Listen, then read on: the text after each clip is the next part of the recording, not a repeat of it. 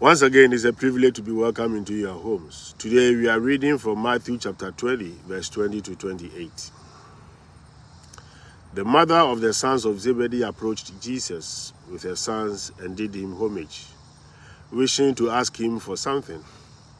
He said to her, "What do you wish?" She answered him, "Command that these two sons of mine sit, one at your right and the other at your left, in your kingdom." Jesus said in reply, "You do not know what you are asking. Can you drink the chalice that I am going to drink?" They said to him, "We can." He replied, "My chalice you will drink, but to sit at my right and at my left, this is not mine to give, but is for those for whom it has been prepared by my Father." When the 10 heard this, they became indignant at the two brothers.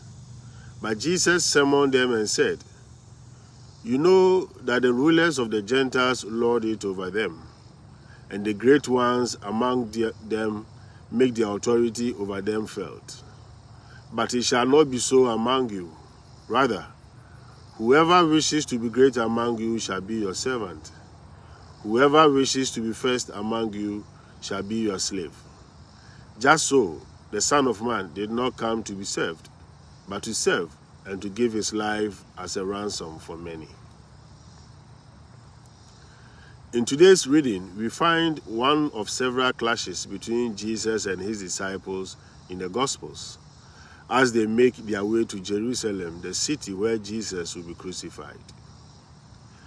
Jesus and his disciples are clearly on different wavelengths. The difference between them finds expression in the very different questions they ask of each other. The question the two disciples, James and John, ask Jesus through their mother focuses on glory, honor, and status. The question that Jesus asks James and John focuses on the experience of rejection and suffering that he is about to face into. Can you drink the cup that I must drink, or be baptized with the baptism with which I must be baptized? Jesus was referring to the cup of suffering and the baptism of fire. The question of James and John showed their interest in self-promotion. The question of Jesus showed that his priority was self-giving. At the heart of being his disciple is self-giving love, becoming the servant of others. And this will often mean taking the way of the cross, as Jesus knew from his own experience. James and John and all of us are being called to follow the one who did not come to be served, but to serve, whose purpose in life was not to promote himself, but to empty himself for others. It is only in following this way that we will receive that share in Jesus' glory that was the focus of James and John's request. Dear friends, in the end, James drank the cup of suffering that Jesus had to drink.